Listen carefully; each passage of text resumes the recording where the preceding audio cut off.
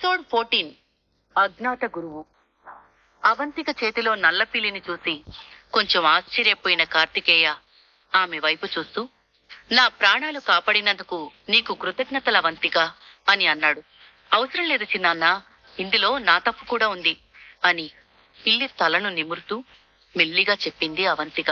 ఆమె మాటలకు శివస్కంద కార్తికేయ ఆశ్చర్యపోయారు. ఎదుటివారి తప్పు లేకపోయినా వారిని తిట్టేది, కాని ఆమె తప్పుల్ని ఏ రోజు ఒప్పుకునేది కాదు. అలాంటిది ఇప్పుడేంటి అవంతికి ఇలా మాట్లాడుతుందని తండ్రి కొడుకులిద్దరూ ఒకరి మొహం ఒకరు చూసుకున్నారు.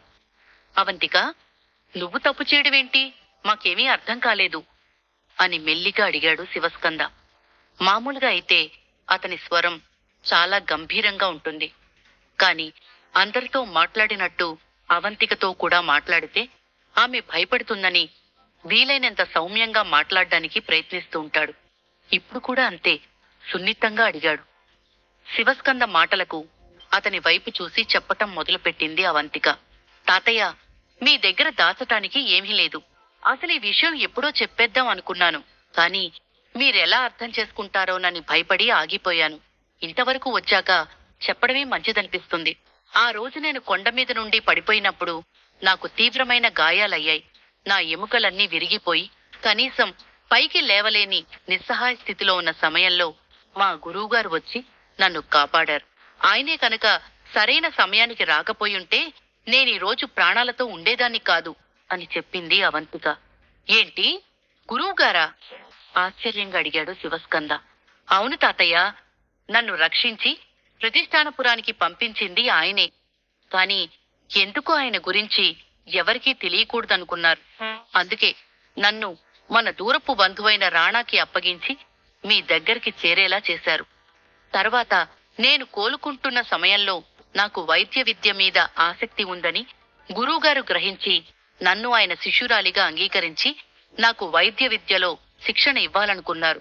ఆయన గురించి నాకేమీ తెలియకపోయినా ఆయన నన్ను రక్షించారు. అలాగే వైద్య విద్యలో ఆయనకి చాలా నైపుణ్యం ఉందని నాకు అర్థమైంది. నేను వైద్య విద్యని చదవాలనుకున్నది నాకు దాని మీద ఆసక్తి ఉండి కాదు. నా శరీరం చాలా బలహీనంగా ఉంది. పైగా నా పుట్టినరోజున నాకు ఎలాంటి శక్తులు రాలేదు. కాబట్టి నన్ను నేను రక్షించుకోవాలంటే మార్గం ఇదేనని గురువుగారు నాతో చెప్పారు అంటూ చెప్పి ఆగింది.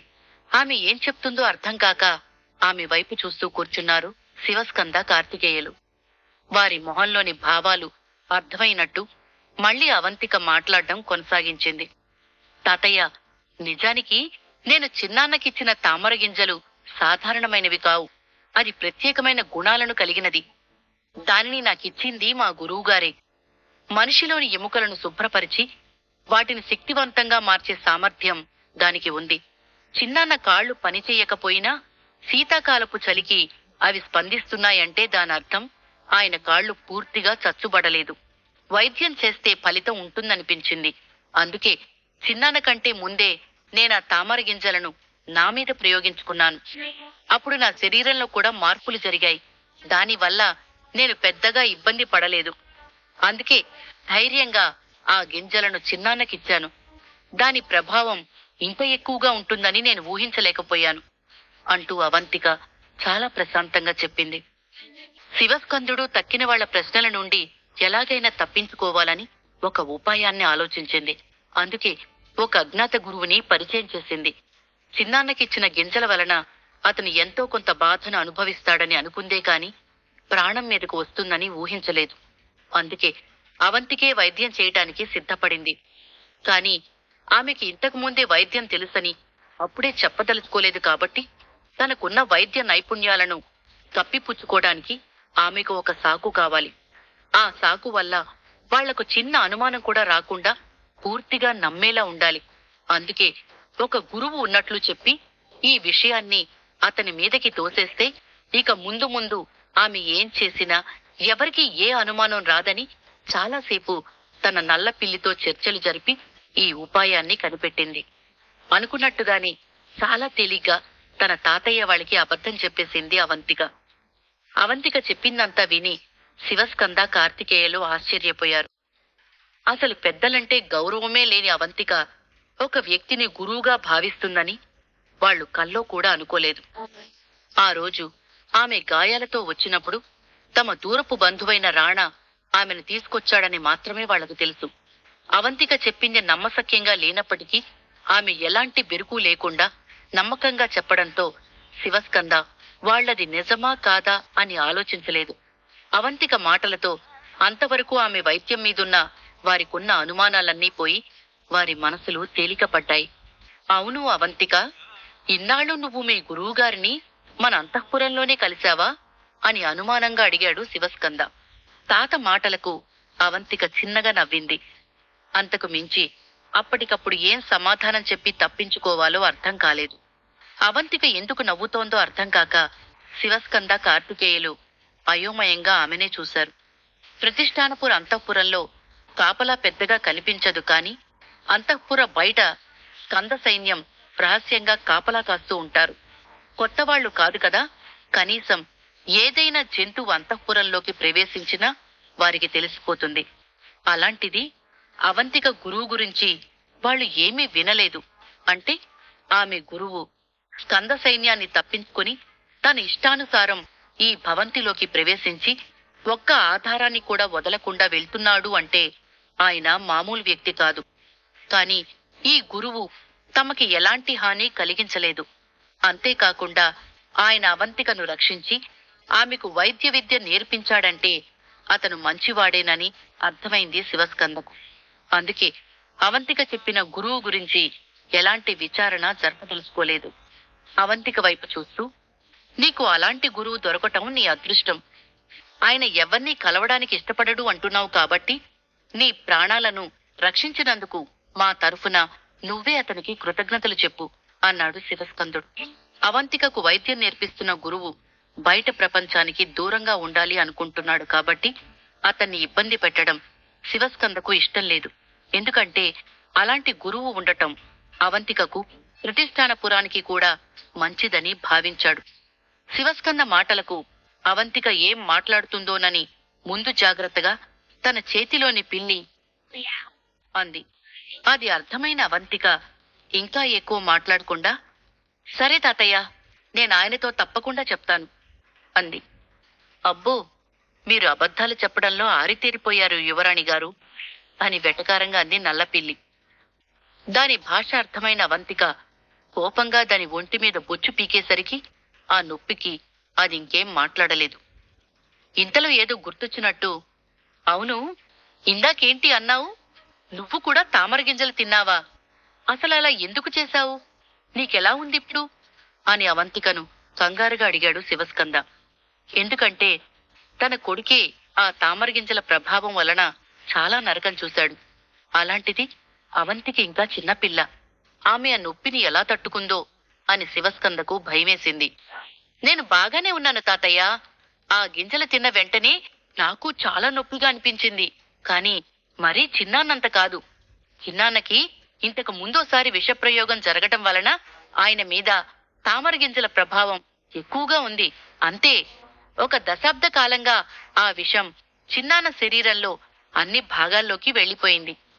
ఇప్పుడు ఒక్కసారిగా ఎముకలను శుభ్రపరిచే ఆ ఔషధం చిన్నాన్న శరీరంలోకి వెళ్లగాని దాని శక్తికి ఆయన శరీరం తట్టుకోలేకపోయింది.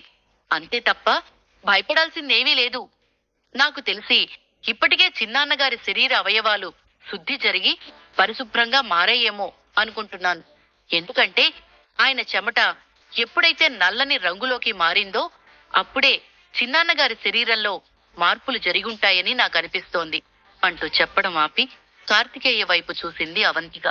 అవంతిక చెప్పిన మాటలు విన్నాక అతని కొడుకు శరీరం నుండి విషం బయటికి పోయిందా అని ఆశ్చర్యపోయాడు శివస్కంద.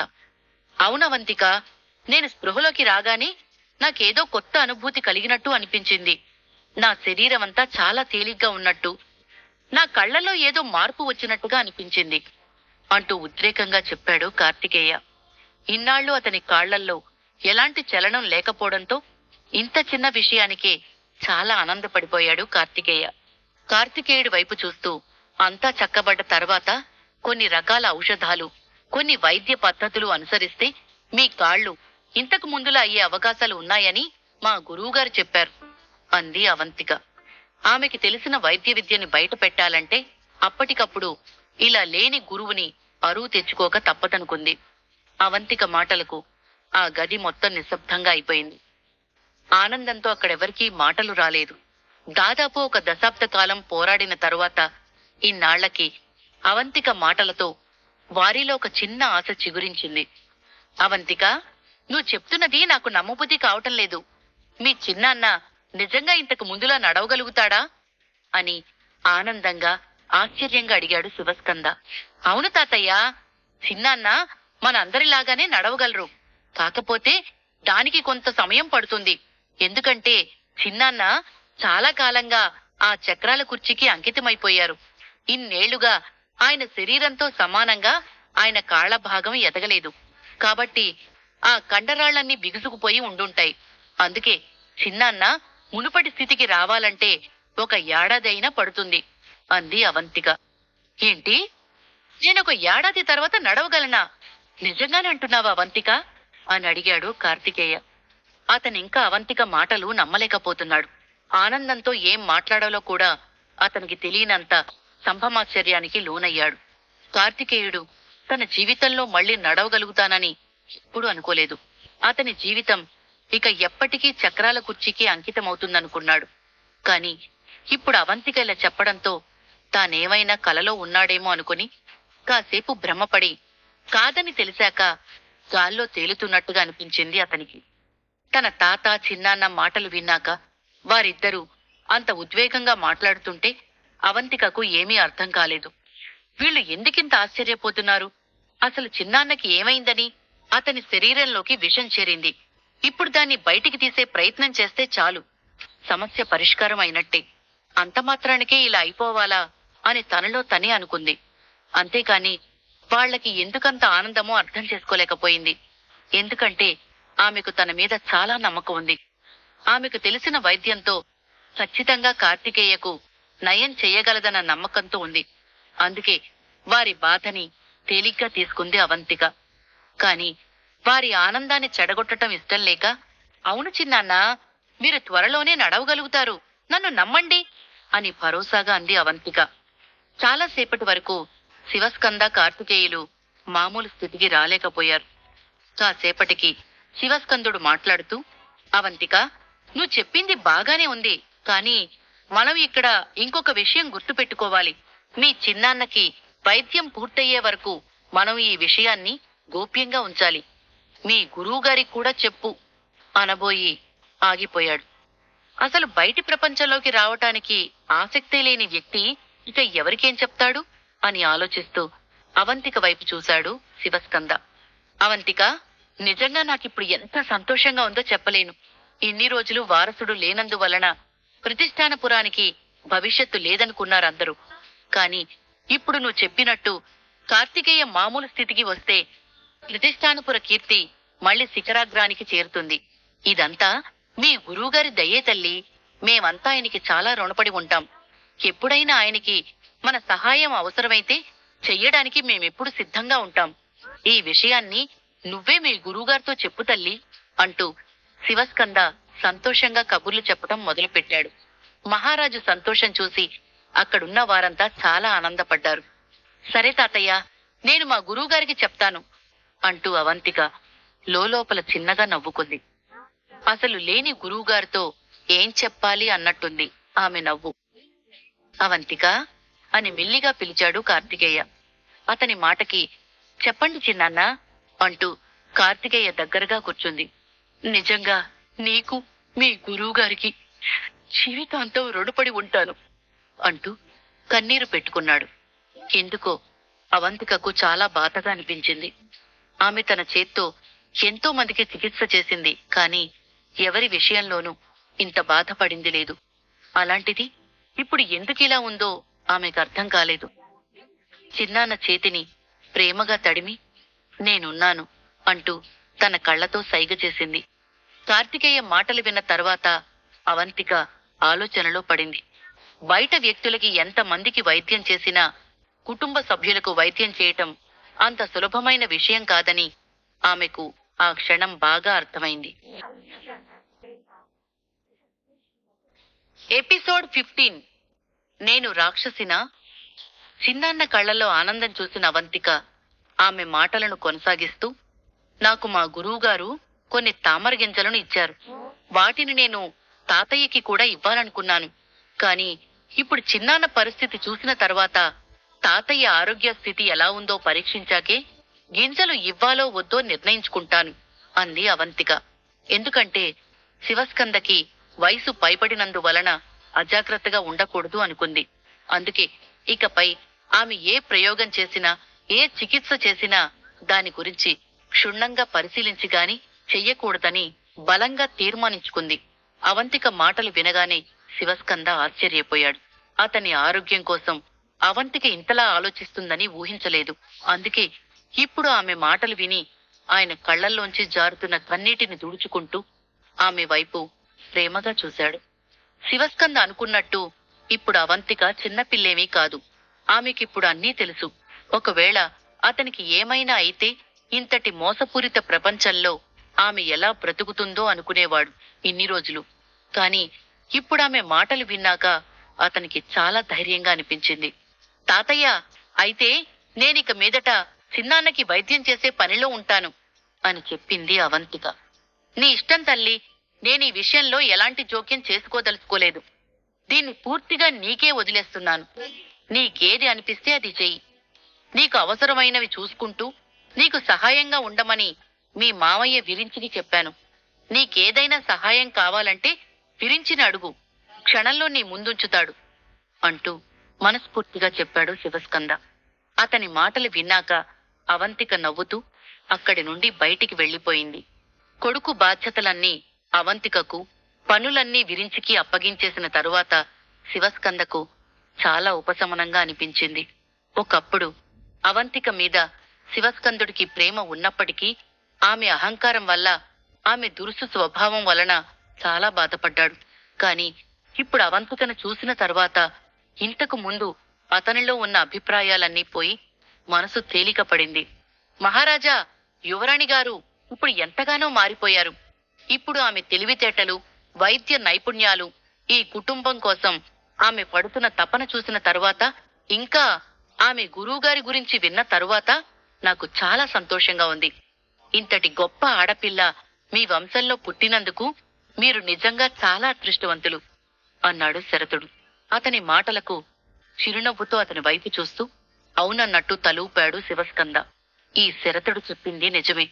ఒకప్పుడు అందరూ అవంతికను ఎందుకు పనికిరాదని అనేవారు. కాని ఇప్పుడు నా మనవరాలు ఎంత తెలివైందో అందరికీ చెప్పాలి. వైద్యంలో ఆమెకున్న నైపుణ్యాలను చూసి వారంతా ఆశ్చర్యపోతే అంతకు మించిన ఆనందం నాకేముంటుంది అనుకుని గర్వంగా నవ్వుకున్నాడు శివస్కంద. ఇన్నాళ్లకి ప్రతిష్టానపుర కీర్తి మళ్లీ శిఖరాగ్రానికి చేరబోయే సమయం ఆసన్నమైందని అందరికీ అర్థమైంది. అంతఃపురానికి పూర్వ వైభవం రాబోతోందని అందరూ చాలా సంతోషించారు. అవంతిక సహాయంతో ప్రస్తుత అంతఃపుర స్థితిని పూర్తిగా మార్చేయొచ్చు అనుకున్నారు. ప్రతిష్టానపురంతో పాటు అవంతికను కూడా కాపాడాలంటే కార్తికేయ కోలుకోవటం చాలా ముఖ్యం. కాని శత్రువులకి కార్తికేయ ఆరోగ్యం మెరుగుపడుతుందని తెలిస్తే వారేం చేస్తారోనని అతనికి వైద్యం జరుగుతున్న విషయాన్ని కొన్నాళ్లపాటు గోప్యంగా ఉంచాలని శివస్కందుడు ఆదేశాలు జారీ చేశాడు. ఎందుకంటే ఒకప్పుడు ఎవరో తీసుకున్న నిర్ణయాలను గుడ్డిగా పాటించి సగం వంశాన్ని నాశనం చేసుకుని మానసికంగా చాలా నష్టపోయాడు. చెయ్యందించే వారే లేక దిక్కుతోచని స్థితికి చేరి ఈదురుగాలికి కదిలే ఎండుటాకులా వణికిపోయాడు. దాని ఫలితంగా ఇప్పటి వరకు శివస్కంద కోలుకోలేదు. అతను అప్రమత్తంగా లేకపోతే జరిగే నష్టం ఏంటో అతనికి బాగా తెలుసు. అందుకే మానసికంగా బలహీనపడినప్పటికీ శారీరకంగా బలంగా ఉన్నట్టు అందరికీ తెలియాలని ఇన్నేళ్లుగా స్కంద సైన్యాన్ని పెంచి అంతఃపురాన్ని రక్షిస్తూ వస్తున్నాడు. కాని ఇప్పుడు కార్తికేయ కోలుకుంటున్నాడని, అతనికి వైద్యం చేసేది అవంతికనే అనే విషయం శత్రువులకు తెలిసిందంటే అందరికంటే ముందుగా అవంతికకే ప్రమాదం. కాబట్టి ఇప్పుడు శివస్కంద ముందుగా రక్షణ కల్పించవలసింది అవంతికకే. అందుకే స్కంద సైన్యాన్ని అప్రమత్తం చేసి అంతఃపుర విషయాలేవి బయటికి వెళ్లకుండా జాగ్రత్త పడ్డాడు శివస్కందుడు. శివస్కందుడి ఆదేశాలకు ఇక ఎదురు ప్రశ్నలు వెయ్యకుండా తూచా తప్పకుండా అందరూ పాటించసాగారు. కార్తికేయ చికిత్సకు సంబంధించి సర్వ హక్కులు అవంతికకు అప్పగించటం వలన ఆమె పనివాళ్లని ఏది అడిగినా క్షణాల్లో ఆమె ముందు ఉంచటం మొదలుపెట్టారు. అవంతిక ముందుగా వెండి కమలపు కన్నీటిని తీసుకున్న తరువాత ఎలాంటి పరిణామాలు తలెత్తుతున్నాయి, తాతయ్య వయసును దృష్టిలో పెట్టుకుని అవి జరగకుండా ఎలా చెయ్యాలి అని అధ్యయనం చేయసాగింది. దానికోసం ఆమెకు అవసరమైన ఔషధాల గురించి తెలుసుకుంటూ, మరో పక్క ఆమెకు మరియు శివస్కంద కార్తికేయుల శరీర తత్వానికి అనుగుణంగా ఏ ఆహారం తీసుకుంటే మంచిదో పనివాళ్లకు చెప్పి ప్రత్యేకంగా తయారు చేయించి వారు ఆహారం తినే ముందు వెండి కమల నుండి సేకరించిన కన్నీటి చుక్కలను అందులో కలిపేది. ఈ ప్రక్రియలో అవంతిక ఆమె తాతయ్య తీసుకునే ఆహారాన్ని విరించి చేత, ఆమె చిన్నాన్న తీసుకునే ఆహారాన్ని శరతుడి చేత పంపించేది. దానితో పాటుగా వారు తీసుకోవలసిన మందుల్ని కూడా కలిపి పంపించేది. ఈ సమయంలో అవంతిక వారిద్దరినీ తప్ప ఇంకెవరినీ నమ్మలేదు. ఎందుకంటే ఒకవేళ ఆ ఆహారం కాని మందులు కాని చెయ్యి జారాయంటే ఇక అవి పని చెయ్యవు.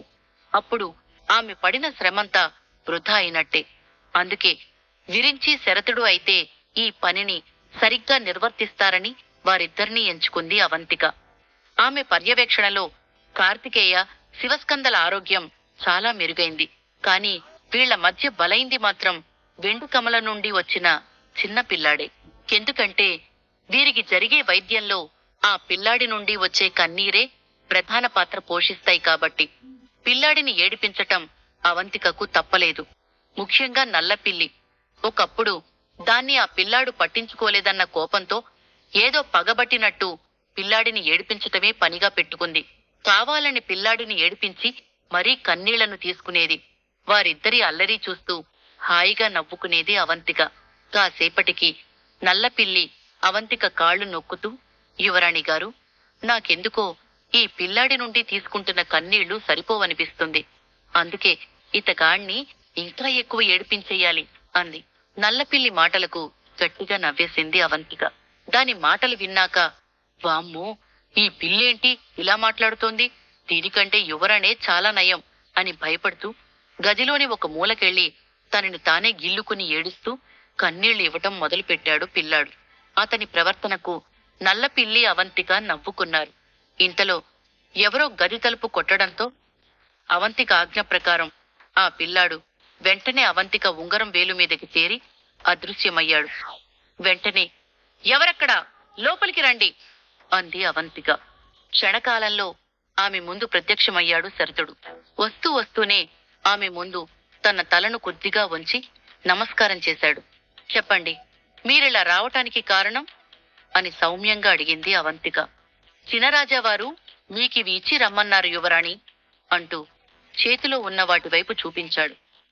నిజానికి శరతుడు చాలా తక్కువగా మాట్లాడుతుంటాడు. ఇది వరకు అవంతికతో ఎలా మాట్లాడినా కార్తికేయ ప్రాణాలను కాపాడిన దగ్గర నుంచి ఆమెతో చాలా గౌరవంగా మాట్లాడుతున్నాడు.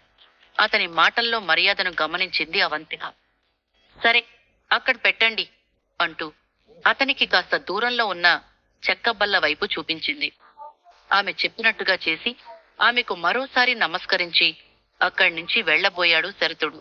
ఇంతలో ఆగండి అనే పిలుపు వినిపించి అవంతిక వైపు తిరిగాడు. మీతో పాటు అక్కడున్న మందుని కూడా తీసుకుని వెళ్ళండి అంది అవంతిక. ఆమె చూపించిన వైపు చూశాడు శరతుడు. ఎదురుగా బల్ల మీద తెల్లటి గాజు గిన్నె కనపడింది. దాన్ని చేతుల్లోకి తీసుకుని, యువరాణి, నేను కార్తికేయ గారికి ఈ మందుని ఏ మోతాదులో ఉపయోగించాలి అన్నాడు. ఆ మందు మీకోసమే అని మృదువుగా చెప్పింది అవంతిక. ఆమె మొహంలో ఎలాంటి భావాలు లేవు కాని ఆమె మాటలకు అతను బిగుసుకుపోయాడు. కొన్ని క్షణాల పాటు అతనికి ఏమీ అర్థం కాలేదు. అసలు అతనికి గాయమైన విషయం ఎవ్వరికీ చెప్పలేదు. ఇప్పుడు కూడా తన గాయాలేవీ కనిపించకుండా చాలా జాగ్రత్తగా గదిలోకి ప్రవేశించాడు. అలాంటిది ఇప్పుడు ఆమెకెలా ఈ విషయం తెలిసిందో అతనికి అర్థం కాలేదు. ఏంటి మౌనంగా ఉన్నారు? మీకు గాయాలైన విషయం నాకెలా తెలిసింది అనుకుంటున్నారా? మీరు మరీ అంత ఎక్కువగా ఆలోచించకండి. మీ గాయాల నుండి వచ్చే నెత్తుటి వాసనే మిమ్మల్ని పట్టించేసింది. అయినా మీరిలా గాయాలతో బాధపడుతూ మా చిన్నాన్నకి ఎలా రక్షణ కల్పిస్తారు? ఇంకోసారి ఇలా చెయ్యకండి. ఏదైనా ఉంటే ముందే చెప్పండి అని కాస్త గంభీరంగా అంది అవంతిక. ఆమె మాటలకు సరే అన్నట్టు తలూపి శరతుడు అక్కడి నుంచి వెళ్లిపోయాడు. అతనటు వెళ్లగానే అవంతిక మళ్లీ తన పనిలో పడింది. ఇంతలో ఆ గది కిటికీ నుండి ఎవరితో నవ్వు వినిపించగానే అటువైపు చూసింది. ఎదురుగా రాణా కనిపించాడు. ఈ మనిషికి వేరే పని లేదు అని తనలో తానే అనుకుంటూ అతనిని కనీసం పట్టించుకోకుండా మొహం తిప్పేసుకుంది. కాని రాణా ఆమె అంగీకారంతో పనిలేనట్టు నవ్వుతూ ఆమె గదిలోకి ప్రవేశించి ఆమె పక్కన కూర్చున్నాడు. అతను పక్కన కూర్చోడంతో అతని పొడవాటి జుట్టు ఆమె మొహంపైన పడి అవంతికకు చక్కలిగింతలుగా అనిపించింది. వెంటనే అతనిని దూరంగా నెట్టేస్తూ, ఎందుకలా నవ్వుతున్నావు అని చిరు కోపంగా అంది. మరేం చేయమంటారు యువరాణి? మీకు నెత్తుటి వాసన చూడడం తప్పించి మరి ఏ పని లేనట్టుందే. ఇంత పెద్ద భవంతికి యువరాణి అయ్యుండే ఇలాంటి పనులా మీరు చేసేది అని వెటకారంగా అన్నాడు రాణా. ఆ రోజు శరతుడు తనకేదైనా శిక్ష విధించమని అవంతిక దగ్గరకు వచ్చినప్పుడు అవంతిక దాన్ని తిరస్కరించి పంపించేసింది.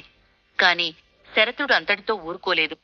అవంతికను అనుమానించినందుకు ఖచ్చితంగా తనకి శిక్ష పడాల్సిందేనని భావించి తనకు తానుగా శిక్ష విధించుకుని కొరడాలతో కొట్టుకున్నాడు. కాని ఆ విషయం ఎవ్వరికీ తెలియకుండా జాగ్రత్తపడి ఆ మర్నాటి నుండే కార్తికేయకి సేవలు చేయటం మొదలుపెట్టాడు. ఎలా తెలిసిందో కాని ఈ విషయం రాణాకి తెలిసింది. అంత ముఖ్యమైన విషయం కాదనుకుని వెంటనే దానిని మర్చిపోయాడు రాణా. మళ్లీ ఈ వేళ శరతుడికి అవంతిక మందు ఇవ్వటంతో రాణాకి ఆ విషయం గుర్తొచ్చింది. రాణా మాటలకు, అంటే ఏంటి, నేను రాక్షసిననా నీ ఉద్దేశం? అతనికి వైద్యం కూడా చెయ్యలేని దానిలా కనిపిస్తున్నానా అని కోపంగా అంది అవంతిక. అలా అని నేను అనలేదే అని చిలిపిగా నవ్వుతూ రాణా ఆమెకి మరింత దగ్గరగా జరిగాడు. ఈసారి ఆమెకు రాణా నుండి ఎలాంటి నెత్తుటి వాసన రాలేదు. అందుకే అతనంత దగ్గరగా కూర్చున్నా ఏమీ అనకుండా మౌనంగా ఉండిపోయింది అవంతిక. అయినా రాక్షసినా అని అడుగుతున్నావేంటి? తమరదే కదా మొన్న నాకు గాయాలైతే అసలు పట్టించుకున్నావా? పైగా వాసన వాసన అంటూ నన్ను బయటికి గెంటేశావు. అదెంత అన్యాయం అసలు అని అలిగినట్టుగా అన్నాడు రాణా.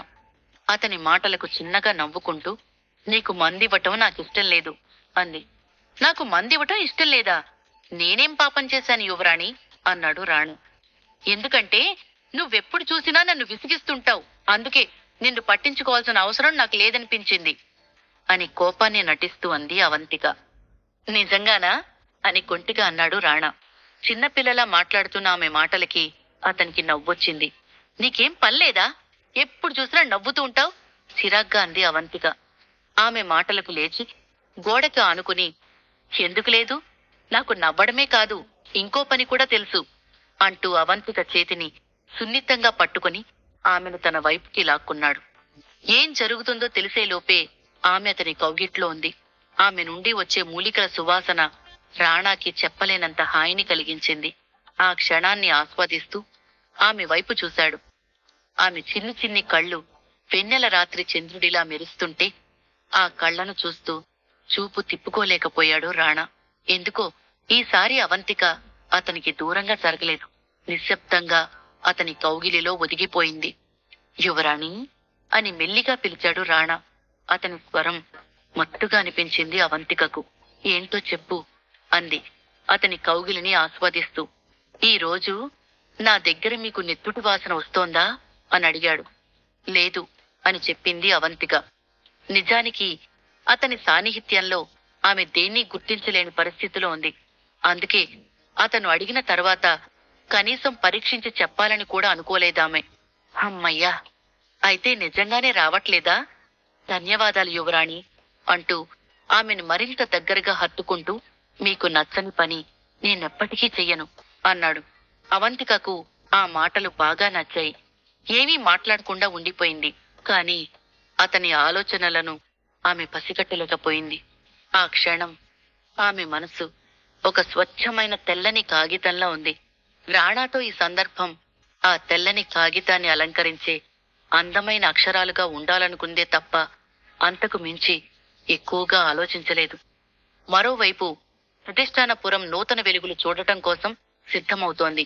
ఎందుకంటే ఒక దశాబ్ద కాలంగా అంతఃపురం ఎలాంటి సంతోషాలను చూడలేదు. మళ్లీ ఇన్నాళ్లకి అవంతిక వల్ల ఆ అంతఃపురం కొత్త సొబగులను అద్దుకోవటానికి సిద్ధమైంది.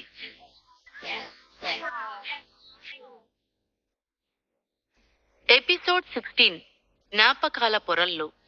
ఒకవైపు ప్రతిష్టానపురం నూతన వెలుగులు చూడటం కోసం సిద్ధమవుతుంటే, మరోవైపు యువరాజ్ చక్రదేవికి రాజ్యంలో మంచి పేరు వచ్చింది. అతని అందాన్ని, హుందాతనాన్ని చూసి ఎంతో మంది అమ్మాయిలు అతనితో ప్రేమలో పడ్డారు. అంతమంది యువతల హృదయాలను గెలుచుకున్న చక్రదేవ్ ప్రతిష్టానపుర యువరాణి అయిన అవంతిక సొంతం కాబోతున్నాడని తెలిసి అతని మీద మనసు పడ్డ చాలా మంది బాధపడ్డారు. అవంతిక చక్రదేవులకు నిశ్చితార్థం జరిగిందన్న విషయం వారు జీర్ణించుకోలేకపోయారు. అవంతిక సరే, ఆమె చాలా సాధారణంగా ఉంటుందని, ఆమె అందానికి ఎవరూ సాటి రారని ఎవరైనా చెప్తే వారు చాలా కుళ్ళిపోయేవారు. తమకి తెలియకుండానే అవంతిక మీద ద్వేషాన్ని పెంచుకొని అవకాశం చిక్కినప్పుడల్లా ఆమెను శపిస్తుండేవారు. ఆమె అసలు చక్రదేవికి సరైన జోడీ కాదని తిట్టుకునేవారు. కాని ఇప్పుడు అవంతిక చక్రదేవుల నిశ్చితార్థం రద్దయిందని తెలిసి వారందరూ చాలా సంతోషించారు. చక్రదేవ్ జీవితంలోకి రావటానికి మరో అవకాశం దొరికిందని సంబరపడ్డారు. ఎప్పటిలాగే ప్రతిష్టానపుర భవంతి నుండి బయటికి వెళ్లటానికి సిద్ధమయ్యాడు శివస్కందుడు. అతను భవంతి నుండి బయటికి రాగానే కొంతమంది వ్యక్తులు నవ్వుతూ అతని వద్దకు చేరుకున్నారు.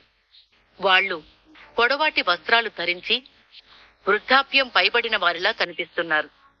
మహారాజా, యువరాజు చక్రదేవ్ మీద దాడి చేసిన వారి గురించి మీకేమైనా సమాచారం తెలుసా అని వాళ్లలో ఒక వ్యక్తి విచిత్రంగా నవ్వుతూ అడిగాడు. అతని నవ్వు ఎంతటి వారికైనా చిరాకు తెప్పించేలా ఉంది. మాట్లాడింది ఎవరా అని వారి వైపు చూశాడు శివస్కంద.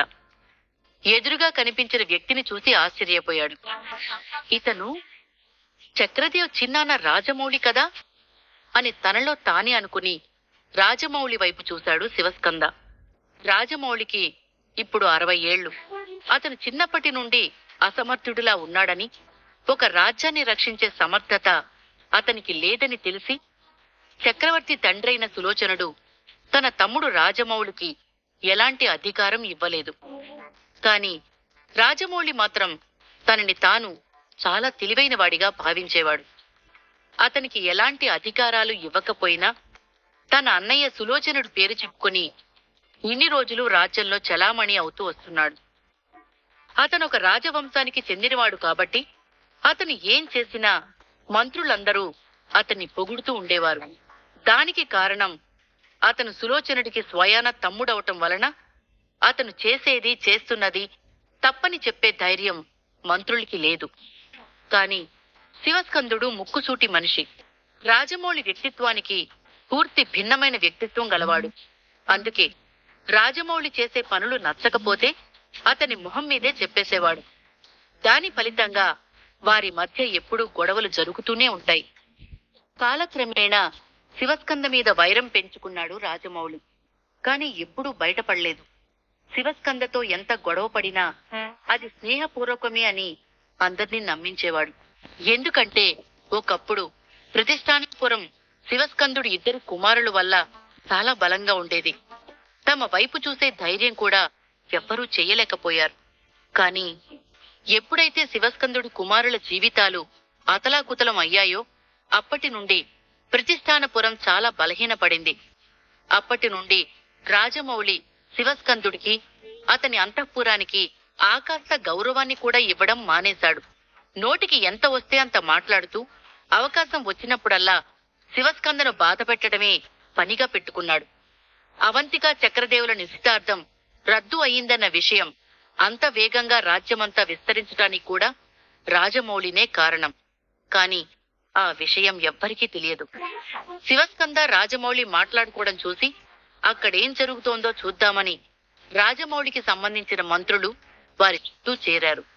రాజమౌళి మాటలకు, యువరాజు రక్షణ గురించి మీరు చింతించవలసిన అవసరం లేదు రాజమౌళి. యువరాజు మీద దాడి చేసిన దుండగులు ఎవరైనా సరే, వారు ఏ మూలన దాక్కున్నా సరే వారిని పట్టుకొని యువరాజుని రక్షించే బాధ్యత నాది అని గంభీరంగా అన్నాడు శివస్కంద. అది మీకు కష్టంగా ఉంటుంది శివస్కంద. ఎందుకంటే ఇప్పుడు మీరు చిన్నపిల్లవాడేమీ కాదు, పెద్దవారయ్యారు. కాబట్టి ఇంతటి భారాన్ని మీరు ఎలా మోయగలుగుతారు? మీ శక్తియుక్తులను మీ తదుపరి తరానికి అందించాల్సిన అవసరం ఉంది కదా అని మళ్ళీ ఏదో గుర్తొచ్చిన వాడిలా, క్షమించండి మహారాజా, మీ తర్వాత ఇంకో తరం ఎక్కడుంది? మీ పెద్ద కొడుకు యుద్ధంలో పోతే మీ చిన్న కొడుకు అదే యుద్ధంలో. అతని మాట పూర్తి చేయకుండా శివస్కంద వైపు చూస్తూ వెకిలిగా నవ్వాడు. అతని మాటలకు శివస్కంద చాలా బాధపడ్డాడు. తన చిన్న కొడుకు కార్తికేయ ఇక ఎప్పటికీ నడవలేడని రాజవైద్యులతో పాటు చుట్టుపక్కల ఉన్న వైద్యులు చెప్పిన విషయం రాజ్యమంతా వ్యాపించినట్టుగా ఉంది అనుకుని కుమిలిపోయాడు. అతని బాధను చూస్తూ, నన్ను క్షమించు శివస్కంద, నాకు మాట్లాడడం సరిగ్గా రాదు అంటూ బిగ్గరగా నవ్వాడు రాజమౌళి. అతని వెకిలి నవ్వు చాలా చికాకు కలిగించింది శివస్కందుడికి. కోపంతో అతని కనుబొమ్మలు దగ్గరగా ముడుచుకుపోయాయి. యుద్ధాలు జరిగినప్పుడు అతను లెక్కలేనన్ని ప్రాణాలను అవలీలగా తీసేసేవాడు. అతను యుద్ధ భూమిలో ఉన్నాడంటే శత్రువులు ప్రాణభయంతో పరుగులు పెట్టేవారు. కాని ఇప్పుడు ఈ రాజమౌళి తన ముందు ఎంత ధైర్యంగా మాట్లాడుతున్నాడు అనుకోగానే కోపంతో శివస్కంద పిడికిలి బిగుసుకుంది. అతని కోపాన్ని చూసి అక్కడున్న మంత్రులందరూ వణికిపోయారు. శివస్కందుడి కోపం చూడగానే అక్కడి వారికి తమ చుట్టూ ఉన్న వాతావరణంలో వేడి పెరిగిపోయిందేమో అన్నట్టుగా అనిపించింది. కాసేపటికి శివస్కంద శాంతించాడు. ఇప్పుడు కోపాన్ని ప్రదర్శించటం అంత మంచిది కాదని భావించి, రాజమౌళి, నా ప్రతిష్టానపుర విషయాలేవి మీకు ఇబ్బందిని కలిగించవు. మీరు దాని గురించి ఆలోచించాల్సిన అవసరం లేదు అని స్పష్టంగా చెప్పాడు శివస్కందుడు. సరే అయితే నా ఆందోళనంతా మన రాజ్యం కోసమే అన్నాడు రాజమౌళి. శివస్కందుడు కోపాన్ని అణుచుకోవటం చూసి, నువ్వు ఒకప్పుడు పులి కావచ్చు, కాని ఇప్పుడు వయసు పైబడిన ఒక వృద్ధ పిల్లివి మాత్రమే అనుకుంటూ తనలో తానే నవ్వుకున్నాడు రాజమౌళి. అయినా కూడా రాజమౌళికి సంతృప్తిగా అనిపించలేదు. అందుకే మళ్లీ మాట్లాడుతూ, మీ మనవరాల అవంతిక నిశ్చితార్థం రద్దయిన తర్వాత అంతఃపురం నుండి బయటకు రాలేదని విన్నాను. మా చక్రదేవ్ ఆమెను కాదనంత మాత్రాన ఆమె బాధపడి కృంగిపోవాల్సిన అవసరం లేదు. ఆమె ఇంకా చిన్నపిల్ల కాదు కదా, బయటకు వస్తూ ఉండమనండి అని హేళనగా అన్నాడు.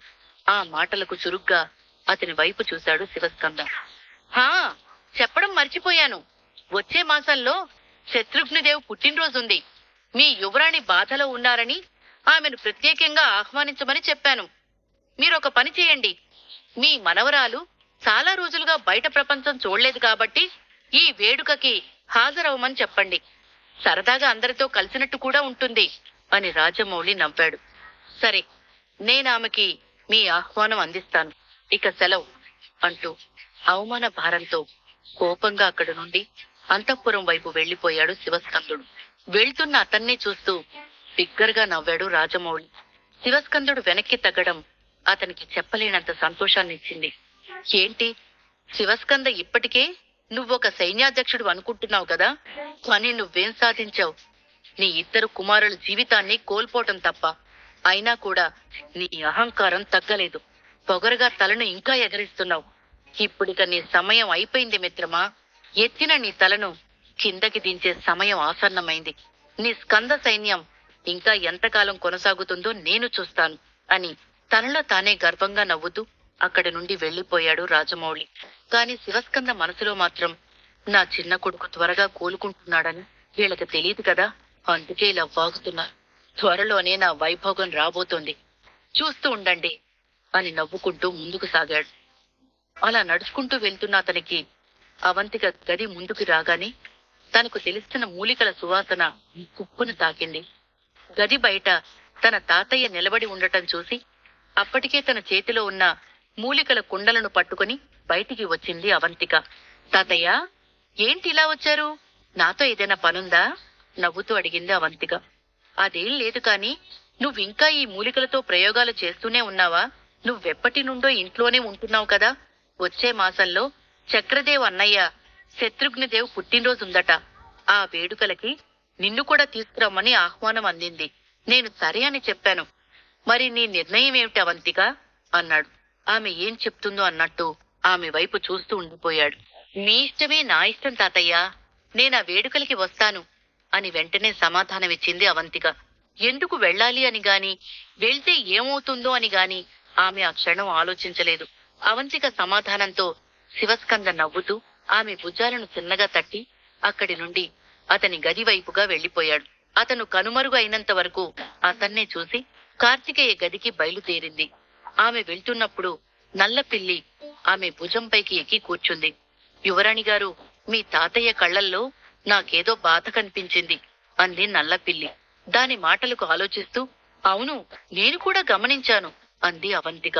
అయితే ఆయన బాధకి కారణం ఆ యువరాజు పుట్టినరోజే అంటారా అంది నల్లపిల్లి అవంతిక భుజాన్ని గీకుతూ. నువ్వు చెప్పేది కూడా నిజమే. ఎందుకంటే మాజీ అవంతిక ఎక్కడికి వెళ్ళినా తన అహంకార బుద్ధితో అందరికీ ఇబ్బందులు తెచ్చిపెట్టేది.